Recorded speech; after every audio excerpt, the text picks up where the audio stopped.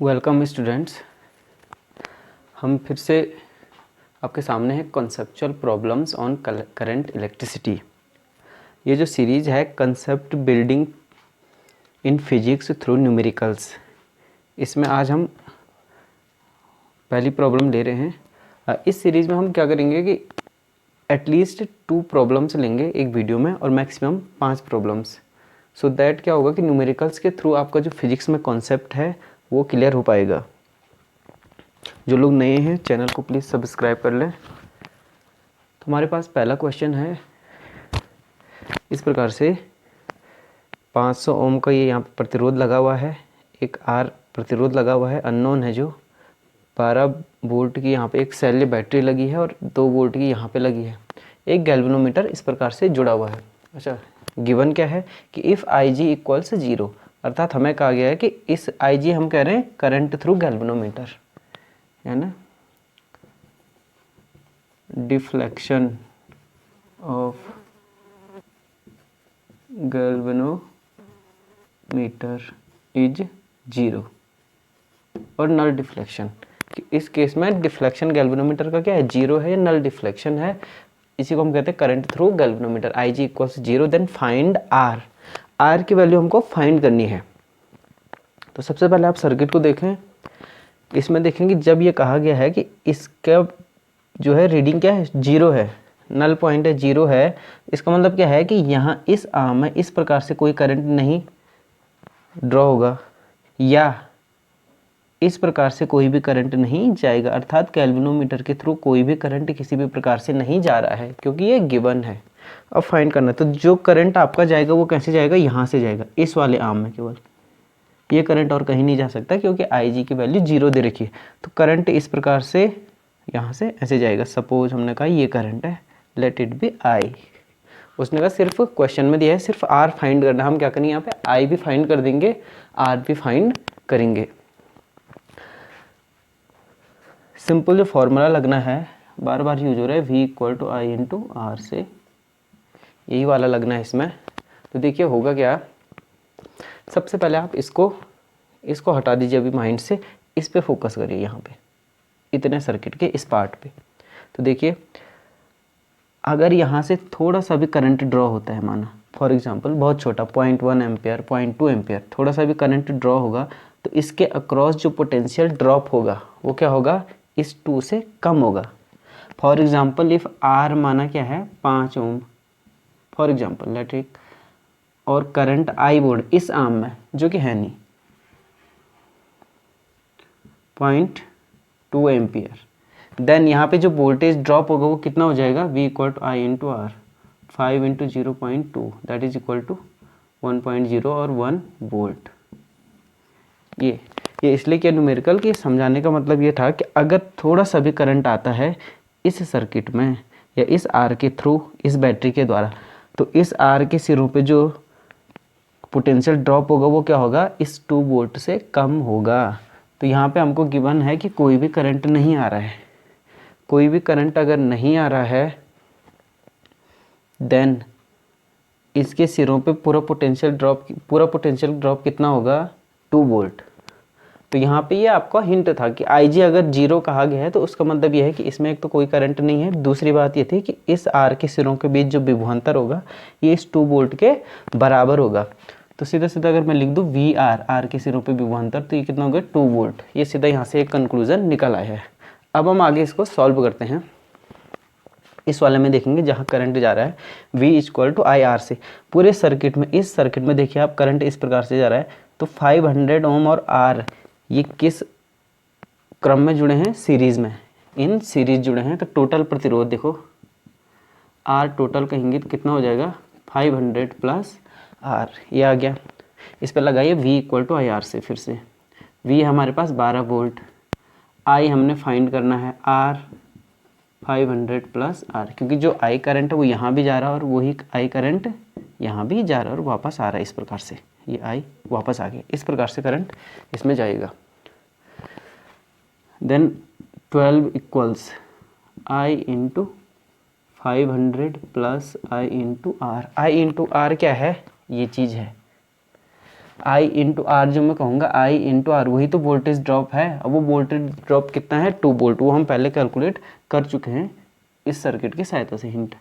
Then I into 500 plus 2 volt, it is 12 minus 2 करेंगे, volt लिखने की जरूरत नहीं, numerical 12 minus 2 I into 500, then 10 equal to I into 500, hence I equals क्या हो जाएगा 10 upon 500, that is equal to 1 upon 50, और सॉल्व करें 2 अपॉन 100 और 0.02 एम्पियर और 2 अपॉन 100 एम्पियर, इस प्रकार से भी लिख सकते हैं। कहीं पे ये यूज होगा, कहीं पे ये न्यूमेरिकल के लिए। तो ये हमारा सर्किट में करंट आ चुका है, जो पूछा नहीं था। करंट अब आ गया है, तो अब सीधा क्या निकालनी है, आर की वैल्यू। आर की वैल्यू निकाले देन। अब इस आर की वैल्यू निकालने के लिए फिर से हम करेंगे वी इक्वल्स आई आर। क्या करेंगे, वी इक्वल्स आई आर, और इसके वी इक्वल्स आई आर से। वी कितना था 2 वोल्ट, कितना है इसके सिरों पे 2 वोल्ट का है। आई कितना है 0.02 इंटू आर कितना है, आर हमने फाइंड करना है। देन ये हटा दो, इसको सिंप्लीफाई कर देंगे 2 upon 100 into R, hence R equals 100 यहाँ चला जाएगा, 2 से 2 कैंसिल हो गया, आर इक्वल्स 100 ओम। ये हमारा सॉल्व हो गया है। आर इक्वल्स 100 ओम, आर की वैल्यू कितनी आ गई 100 ओम आ गई। पहला मेथड थोड़ा लंबा है, पहला मेथड, लेकिन पूरा कॉन्सेप्ट से चलना है तो इस प्रकार से चलेंगे कि कैसे इसको करना है। First note it down, then next method पे हम चलते हैं। क्या हम जो है इतना लंबा बिना किए इसको कर सकते हैं, तो इसको देखिए हिंट से ही होगा। फिर से ये मैं मिटा दे रहा हूँ, दूसरा मेथड है, अगर इसी में लिखूँ, देखिए ये तो हमने यहाँ कहा क्योंकि कोई करंट नहीं बह रहा है तो इसके सिरों पे विभवांतर होगा इसके बराबर, पैरेलल है। 2 वोल्ट, ये 2 वोल्ट है, ये 12 वोल्ट की बैटरी है। जब ये करंट इसमें डालेगी, करंट ने जाना ही जाना है, तो जब करंट निकलेगा तो 12 वोल्ट की बैटरी से विभव पतन होगा। 2 वोल्ट का विभव पतन यहाँ पे हो गया, तो बचा कितना 10, यहाँ पे कितना हो जाएगा 10, सीधा सीधा सिंपल। ये 10 वोल्ट यहाँ हो जाएगा, 2 वोल्ट ही हो गया, ये विभव पतन यहाँ हो गया, ये 10 वोल्ट 2 वोल्ट, 10 तो 12 12, क्लियर, ठीक है, इतना लॉस हो गया। तो अब देखिए सीधा सीधा आई निकालना तो सिंपल हो गया, आई इक्वल्स यहाँ से कर दीजिए इस प्रतिरोध के थ्रू, तो V इक्वल्स आई आर से फिर से V equals I R, I equals V upon R, V कितना है 10, सॉरी V है 10 अपॉन आर कितना है 500, 10 upon 5 again 1 upon 50 again 2 upon 100 again 0.02 ampere, 2 upon 100 ampere. ये आई वहाँ भी निकला था। शॉर्ट तरीका है करंट को निकालने का,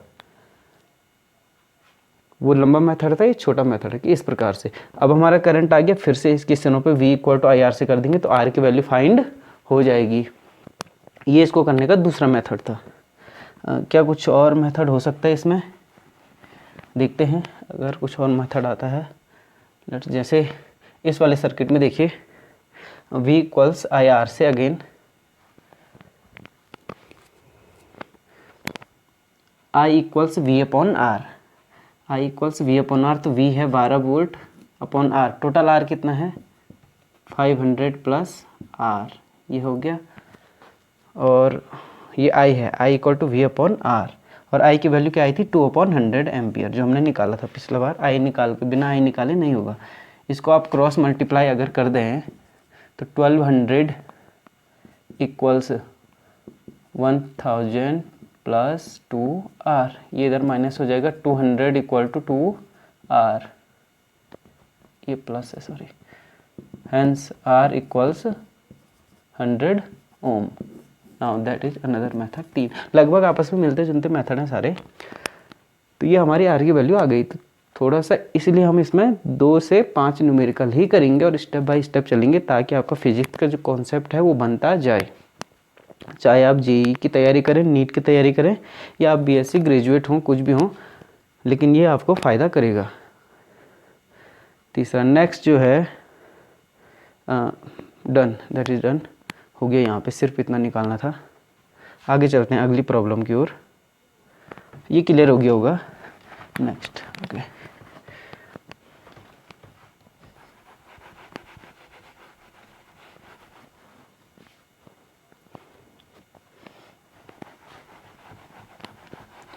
एक और प्रॉब्लम लेते हैं। अच्छा देखिए इस प्रकार से है।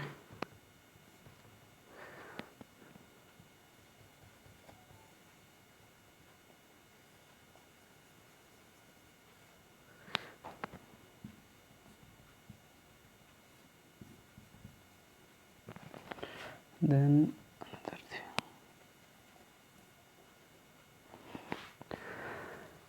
2R 4R 2R सॉरी 2 ओम, ये है 2 ओम, ये है 4 ओम, ओके 4 ओम, ये है 2 ओम।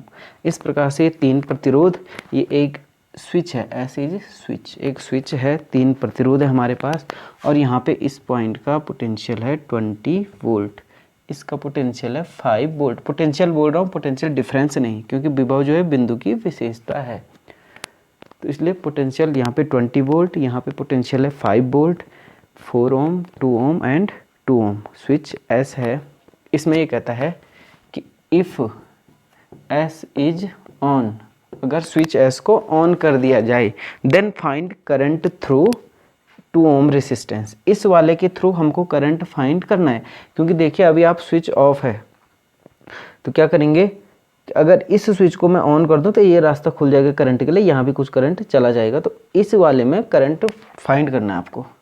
Then find current I through switch resistor, ऐसे नाम दे रहा हूँ, स्विच वाला रेसिस्टर या स्विच रेसिस्टर, ये फाइंड करना है आपने, यहाँ से कितना आई आया है। तो देखिए आप यहाँ पे जंक्शन बनाए एक। अब आप सर्किट को फिर से देखें थोड़ा गौर से, ये तो 20 वोल्ट है, ये 5 वोल्ट है, और ये है, इसका हमको पता नहीं है, ये हमको अननोन है, ये V, ये दिया भी नहीं है, ये अननोन है, तो ये भी हमको देखना पड़ेगा। अब देखिए यहाँ पे पॉइंट, ये 20 वोल्ट है, अगर ये 20 वोल्ट है, सपोज अगर ये 20 वोल्ट है, तो इसमें करंट क्या होगा, 0, 20 विभवांतर क्या होगा, 0, कोई करंट फ्लो नहीं होगा। अगर ये 5 वोल्ट है, तो इसमें करंट फ्लो नहीं होगा, ठीक। इसका 20 होने पे, अगर ये 20 है ना, तो इसके 20 होने पे यहाँ करंट नहीं होगा, 20 होने पे ये 20 है, ये 5 है, यहाँ करंट जाएगा, यहाँ करंट जाएगा। अगर ये 5 है, यहाँ पे 5 है, देन इसमें करंट नील, 5 क्या हो गया, 0, विभवांतर तो 0 हो गया ना यहाँ पे 5 होने से, और यहाँ पे 5 होगा तो यहाँ से यहाँ स्विच ऑन करेंगे, करंट जाएगा, ये 5 होगा, ये 20 होगा, तो यहाँ भी ऐसे करंट जाएगा। पर ये हमको पता नहीं है ये 20 है, 5 है, ये क्या है, ये 20 5 से अलग कुछ और वैल्यू कुछ भी हो सकती है, तो ये हम देखेंगे, इसको ये भी फाइंड करेंगे। नेक्स्ट सपोज हम करते हैं, माना यहाँ पे इस वाले में करंट क्या है, I1, इस वाले में करंट माना I2, इस वाले में करंट माना I3। अब देखिए यहाँ पे मैंने डायरेक्शन डाल रखी है, एक बात निश्चित आप समझिए कि इस वाले करंट की डायरेक्शन तो यही होनी है I1, इस वाले की I3 की ऐसी होनी है जब स्विच को ऑन करेंगे। इस वाले की डायरेक्शन की बात कुछ हमारे पास प्रॉब्लम है, क्योंकि यहाँ से 20 वोल्ट है, ये बैटरी और ये 5 है, तो ये करंट I1 आके कुछ हिस्सा यहाँ जा सकता है, कुछ यहाँ जा सकता है, ऐसे भी करंट फ्लो होगा, यहाँ से ऐसे भी। तो ये तरीके हैं करंट फ्लो होने के। वो फ्लो कैसे होगा एक्चुअली वो हमने देखना है। हमारे पास क्वेश्चन क्या है, फाइंड करंट थ्रू स्विच, अर्थात फाइंड स्विच के थ्रू हमने करंट क्या माना, I3, फाइंड I3, ये हमने लेट कर रखा है, ये V भी माना है, I1 I2 I3 ये भी हमने मान रखा है for the purpose of solution. Now Kirchhoff's first law और किरचॉफ्स करंट लॉ और किरचॉफ्स जंक्शन लॉ था। देखिए अब क्या मिल जाएगा हमको, I1 plus I2 equals I3, I1 plus I2 equals I3। आप इसमें डायरेक्शन ऐसे भी ले सकते हैं, I2 इधर को भी ले सकते हैं, वो चल जाएगा, लास्ट में आपकी डायरेक्शन आ जाएगी। इसने सिर्फ I3 फाइंड करने के बारे में कहा है, हम क्या करेंगे, तीनों करंट को यहाँ पे फाइंड कर देंगे, तीनों ब्रांच में जो करंट जा रहा है उसको फाइंड करेंगे। तो अब यहाँ पे देखिए फिर से लगेगा क्या आपका, हर बार V इक्वल्स IR, इसी का इस्तेमाल हो रहा है। I की वैल्यू देखिए, I1 कैसे आएगा, I1 ये 20 वोल्ट है, ये माना कितना है, V वोल्ट है माना, तो 20 और V, तो पोटेंशियल डिफरेंस कितना हो गया, 20 minus V, I equals V upon R, R कितना है 2, ये 2 आ गया, प्लस I2 की वैल्यू निकालिए यहाँ से, I2 ये 5 है, ये V है, तो यहाँ पे हमने इसको क्या मान रखा है, बड़ा मान रखा है, करंट ऐसे जा रहा है ना, तो इसको हमने माना 5 माइनस V, क्योंकि हम करंट की डायरेक्शन ही लेंगे। अगर हम इसको मान रहे हैं तो हम लेंगे करंट की डायरेक्शन के अकॉर्डिंग। हमने ये माना ये ज़्यादा है ये कम है, तो ये लिखा 5 minus V upon 4 potential difference upon resistance that is current equals I3। I3 देखिए यहाँ पे पोटेंशियल V है और ये देखिए ये ग्राउंड हो रखा है यहाँ, तो ग्राउंड होगा तो इसका पोटेंशियल तो जीरो हो गया, ये जीरो है और ये V है, तो V minus zero that is V upon 2। अब आप क्या करिए, इसको इनका सारे का जो है डिनोमिनेटर को इक्वल कर देंगे, हर को हम बराबर करेंगे। तो इसको दो को 4 बनाएंगे, इसको भी 4 बनाएंगे, तो यहाँ भी 2 का गुणा, नीचे भी 2 का गुणा, तो 2 से मल्टीप्लाई कर दूंगा मैं, सीधा कर रहा हूँ, 20 दूना 40 2V अपॉन 4 प्लस 2 से गुणा करेंगे, इसको नहीं करेंगे sorry, 5 minus V equals 4 same रहेगा, 2 से गुणा करेंगे 2V अपॉन 4 क्या हो गया, कैंसिल आउट ना, कैंसिल आउट हो गया। तो अब क्या बचा हमारे पास 40 minus 2V plus 5 minus V equals 2V।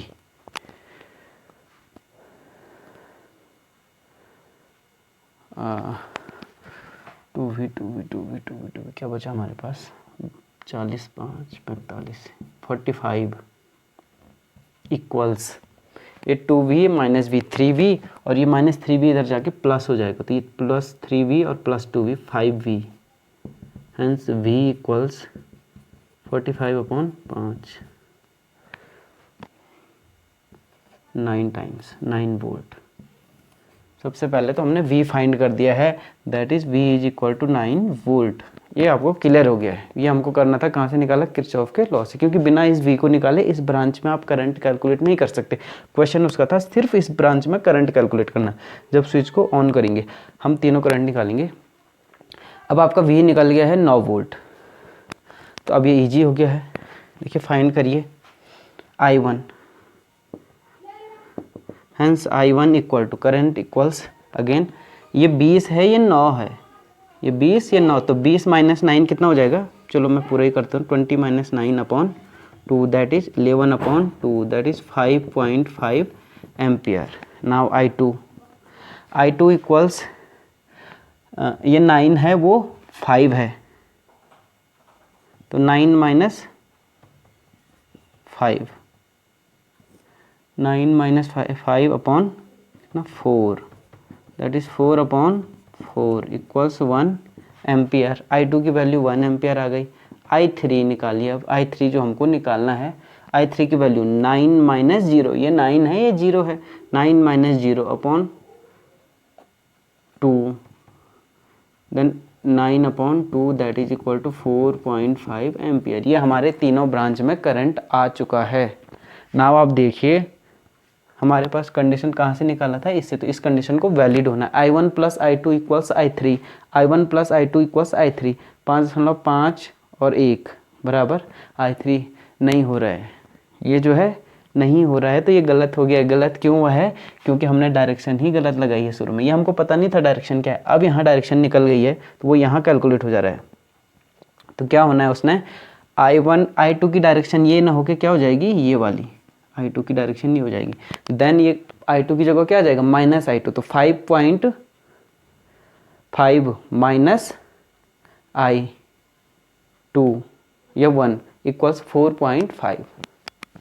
देखिए I2 की डायरेक्शन ये ना होके, ये शुरू में था, चलो इसको यहाँ पे लिख दो, ये शुरू में था और हमारा जो न्यूमेरिकल से कैलकुलेट हुआ वो डायरेक्शन ये आ रही है, I2 ये आ रहा है एक्चुअली आप वैसे भी देखो ये 9 का वोल्ट है, ये 5 का है पोटेंशियल, तो 9 से 5 की ओर करंट जाएगा, 5 से 9 की तरफ नहीं आएगा, तो एक्चुअल क्या है, ये वाला सही है।